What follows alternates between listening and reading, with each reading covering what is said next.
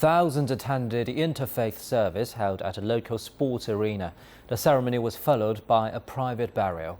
Among those delivering eulogies to Ali were former U.S. President Bill Clinton and comedian Billy Crystal.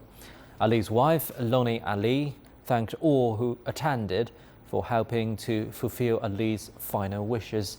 She said her family had been overwhelmed by the affection from fans around the world.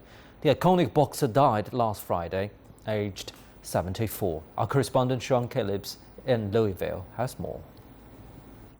The memorial service for Muhammad Ali started late, but that is to be expected when you take something as involved as a funeral procession that winds its way all the way through the streets of Louisville, involving Ali's family, his 7 daughters, 2 sons, as well as all the international figures, the celebrities, the political leaders, the sports athletes who all gathered here to say one final goodbye for Muhammad Ali.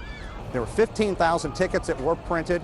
People waited in line. It was a first-come, first-served basis. We could tell you outside the arena behind me, we saw a number of people who had an extra ticket who were able to give those away, and it really had a huge impact on the people who were actually trying to get in, say one final goodbye for Muhammad Ali. They remember him as not only a 3-time world champion, but an iconic figure who really surpassed his achievements in sports and went on to be such a leader in terms of civil rights and human rights. And that is what people remember so much today, the impact that he had globally.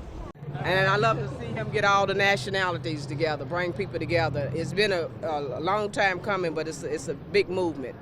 The things he did with boxing and innovated in the ring, and then he was never scared to just say what he felt and take a stand for what he believed in. And I think that's something we all should do. And I thought it was just really important to come see him off the right way. I don't think there'll ever be anybody like him again, you know, that transcends obviously the sports world. Muhammad Ali liked to think of himself as somebody who could relate to just about everybody on earth. He visited more than 100 countries during his life, and while now he may be remembered and being honored as an iconic figure, it wasn't always that way. In the mid-1960s, when he converted to Islam and made his stand that he would not be inducted into the U.S. Army and serve in Vietnam, he was quite vilified in the United States for a long period of time. He was stripped of his heavyweight title, and he wasn't allowed to fight in the United States for a period of years. But in the end, like so many of his fights, Ali proved the winner. The U.S. Supreme Court eventually siding with the champ, with the greatest.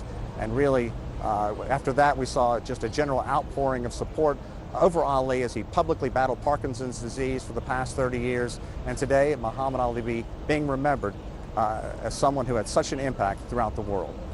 Sean Caleb, CCTV in Louisville, Kentucky.